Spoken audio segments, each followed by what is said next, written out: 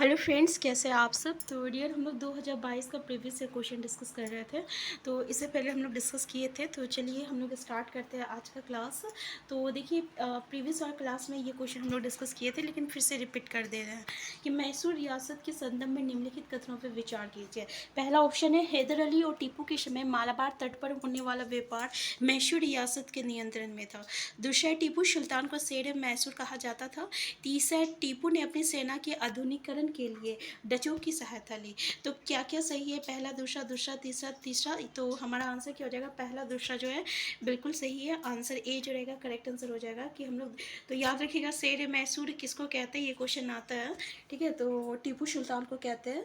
और हैदर अली और टीपू के समय मालाबार तट पर जो होने वाला व्यापार मैसूर रियासत के नियंत्रण में था, ठीक है। तो ये भी आपका जो है ऑप्शन बिल्कुल सही है। नेक्स्ट क्वेश्चन है आपका कि भारत में यूरोपीय व्यापारिक शक्तियों के आगमन का सही क्रम निम्नलिखित में से कौन सा है।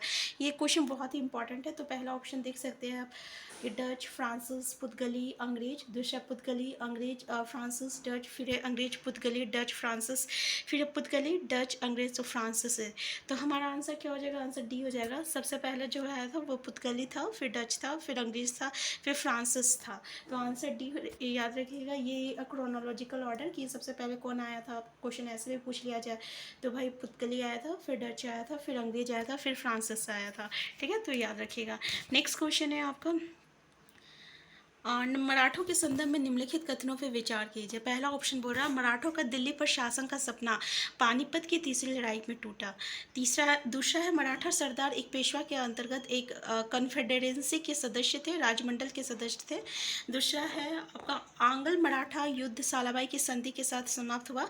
और तीसरे, आंग्ल मराठा युद्ध के बाद पेशवा को कानपुर के पास बीठूर में पेंशन पर भेज दिया गया। उपयुक्त में से कौन सा सही है, पहला, दूसरा, तीसरा। तो ऑप्शन देख सकते हैं, हमारा पहला, दूसरा और चौथा सही है, ठीक है। चौथा सही है। ये जो ऑप्शन गलत है कि दूसरा, आंग्ल मराठा युद्ध सालाबाई की संधि के साथ समाप्त हुआ, ये ऑप्शन आपका गलत है। सालाबाई संधि पे हम लोग डिस्कस किए हुए थे, ठीक है। तो देखिए, हमारा जो भी स्टेटमेंट रहता है ना, ये जो स्टेटमेंट है डायरेक्टली एनसीईआरटी का टॉपिक से आपको पूछा गया है, ठीक है। बस स्टेटमेंट बेस पूछा गया है, एक टॉपिक को अलग अलग स्टेटमेंट से पूछा जाता है, इसलिए एनसीईआरटी की जो चैप्टर है उसे एक बार ज़रूर देख लीजिएगा। हम लोग बहुत ही अच्छे से 6 to 8 की एनसीईआरटी को डिस्कस किए हुए हैं, ठीक है। और ऐसे इंपॉर्टेंट पॉइंट को भी डिस्कस करते हैं। नेक्स्ट है, बक्सर के युद्ध के संदर्भ में निम्नलिखित कथनों पर विचार कीजिए। पहला, ये युद्ध कंपनी और मीर जाफर के मध्य लड़ा गया। दूसरा, इस युद्ध में कंपनी की जीत के बाद मीर कासिम को नवाब बनाया गया। तीसरा, इस युद्ध के बाद अब नवाब को हर महीने 5 लाख रुपए कंपनी को चुकाना तय हुआ। तो इसमें से देखिए कौन सा आपका तो देखिए, ये कंपनी और मीर जाफ़र के मध्य लड़ा गया, ये तो ऑप्शन गलत है। और इस युद्ध में कंपनी की जीत के बाद मीर कासिम को नवाब बनाया गया, ये भी गलत है, ठीक है।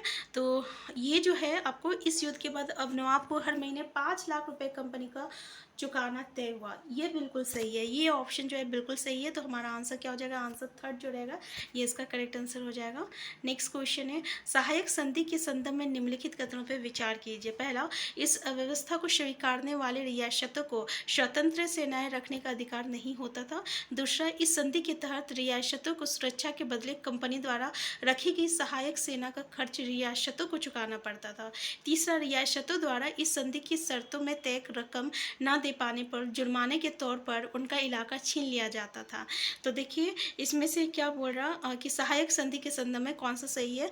तो अगर देखें तो इस अवस्था को स्वीकारने वाले रियासतों को स्वतंत्र सेनाएं रखने का अधिकार नहीं होता था, सही है। इस संधि के तहत रियासतों को सुरक्षा के बदले कंपनी द्वारा रखी गई सहायक सेना का खर्च रियासतों को चुकाना पड़ता था, ये भी सही है। और रियासतों द्वारा इस संधि की शर्तों में तय रकम ना दे पाने पर जुर्माने के तौर पर उनका इलाका छीन लिया जाता था। तो ये तीनों स्टेटमेंट बिल्कुल सही है। तो हमारा आंसर डी जो रहेगा करेक्ट आंसर हो जाएगा।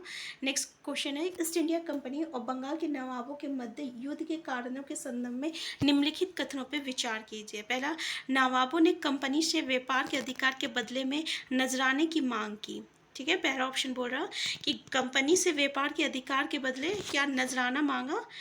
और नजराना तो मतलब समझ रहे ना, जो टैक्स वुक्स मांगा लिया जाता है, ठीक है। तो नजराना क्या होता था ना, जो कि लोग अपने ही जो मतलब कि जो अपने स्वेच्छा से दे। जैसे उसमें राजा के पास जब भी कोई आता था तो भेंट के रूप में वो नजराना लेके आता था। नेक्स्ट है, नवाबों ने कंपनी को सिक्के ढालने का अधिकार तो दे दिया, परंतु कंपनी की किलेबंदी को रोक दिया। तो क्या क्या सही है? तो पहला जो है ऑप्शन ये बिल्कुल सही है, ठीक है। नेक्स्ट है कथन, कंपनी ने एक लंबी लड़ाई के बाद अफगानिस्तान पर अपना अप्रत्यक्ष नियंत्रण स्थापित किया। रीज़न है, कंपनी को भय था कि रूस उत्तर पश्चिमी हिस्से से भारत को अपना प्रभाव में ले सकता है। तो देखिए ए आर दोनों सही है, और आर जो है ए का सही स्पष्टीकरण करता है या स्पष्टीकरण नहीं करता है। तो अगर हम देखें तो पहले ये देखिए कि दोनों स्टेटमेंट क्या बोल रहा है। पहला तो बोल रहा है कि कंपनी ने एक लंबी लड़ाई के बाद अफगानिस्तान पर अपना अप्रत्यक्ष नियंत्रण स्थापित कर लिया था। दूसरा, कंपनी को भय था कि रूस उत्तर पश्चिमी हिस्से से भारत को अपने प्रभाव में ले सकता है, ठीक है। किस लिए था? तो इसलिए था कि कहीं उसको जो है अपने प्रभाव में ले ले, ठीक है। तो कहीं ना कहीं जो है ए और आर दोनों सही है, और आर जो है सही व्याख्या कर रहा है, तो आंसर ए हो जाएगा। नेक्स्ट क्वेश्चन है, निम्नलिखित में से कौन सा बंगाल के नवाबों का सही कालक्रम है? अलीवर्दी खान, मुर्शिद कुली खान, सिराजुद्दौला, मुर्शिद कुली खान, अलीवर्दी खान, सिराजुद्दौला, या मुर्शिद कुली खान, सिराजुद्दौला, अलीवर्दी खान, या सिराजुद्दौला, मुर्शिद कुली खान और अलीवर्दी खान। तो सबसे पहला जो था ये आपका मुर्शिद कुली खान था, फिर अलीवर्दी खान था, फिर सिराजुद्दौला था।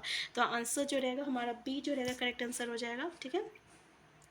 नेक्स्ट क्वेश्चन बोल रहा है, ईस्ट इंडिया कंपनी को बंगाल की दीवानी प्राप्त होने के संदर्भ में निम्नलिखित कथनों पे विचार कीजिए। पहला बोला, बक्सर के युद्ध के बाद बंगाल के नवाब ने कंपनी को बंगाल का दीवान नियुक्त कर दिया। दूसरा, बंगाल की दीवानी मिलने के बाद व्यापार की चीज़ें खरीदने के लिए कंपनी को ब्रिटेन से सोना लाने की ज़रूरत नहीं रही।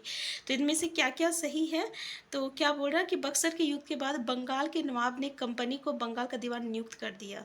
कंपनी को बंगाल का नियुक्त कर दिया, तो ये तो गलत है। दूसरा बोला, बंगाल की दीवानी मिलने के बाद व्यापार की चीज़ें खरीदने के लिए कंपनी को ब्रिटेन से सोना लाने की ज़रूरत नहीं रही। तो आंसर दूसरा केवल सही है, आंसर बी हो जाएगा। नेक्स्ट है, पहली बार यूरोप से भारत तक पहुंचने की समुद्री मार्ग का पता वास्को डे गामा नामक खोजी यात्री द्वारा लगाया गया था। इस यात्री निम्नलिखित में से किस देश से संबंधित है? इंग्लैंड, फ्रांस, पुर्तगाली, और इनमें से कोई नहीं। हम लोग देखे थे ना, सबसे पहला कौन था? पुर्तगाली था, तो आंसर सी हो जाएगा। पूछा जाता है किस मतलब कि रास्ते का खोज किया था? तो समुद्री रास्ता का खोज किया था। सबसे पहले कौन आया था? वास्को डी गामा आया था। कब आया था ये भी पूछा जाता है, तो बताइए कमेंट बॉक्स में कि कब आया था, ठीक है। क्योंकि ये आपका सीटेट के साथ साथ अन्य जितने भी कंपटीशन होता है उसमें पूछा जाता है ये सवाल। नेक्स्ट है, अंतिम शक्तिशाली मुगल सम्राट कौन था? शाहजहां, अकबर, जहांगीर, औरंगजेब। तो जो अंतिम मुगल सम्राट जो था ये हमारा औरंगजेब था।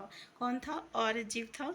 तो आंसर जो होगा डी हो जाएगा। नेक्स्ट क्वेश्चन है, काजी का मतलब क्या है? न्यायाधीश, सेनापति, शासक और वजीर। तो काजी का मतलब क्या होता है? न्यायाधीश होता है, ठीक है। आंसर ए हो जाएगा। नेक्स्ट क्वेश्चन, फरमान क्या था? ये एक शाही भोजन था, ये एक शाही कपड़ा। भाई शाही भोजन तो ये एक शाही आदेश था। फरमान मतलब फरमान जारी किया, आदेश जारी किया है। नेक्स्ट है, प्रथम अंग्रेजी कारखाना हुगली नदी के तट पर कब स्थापित किया गया?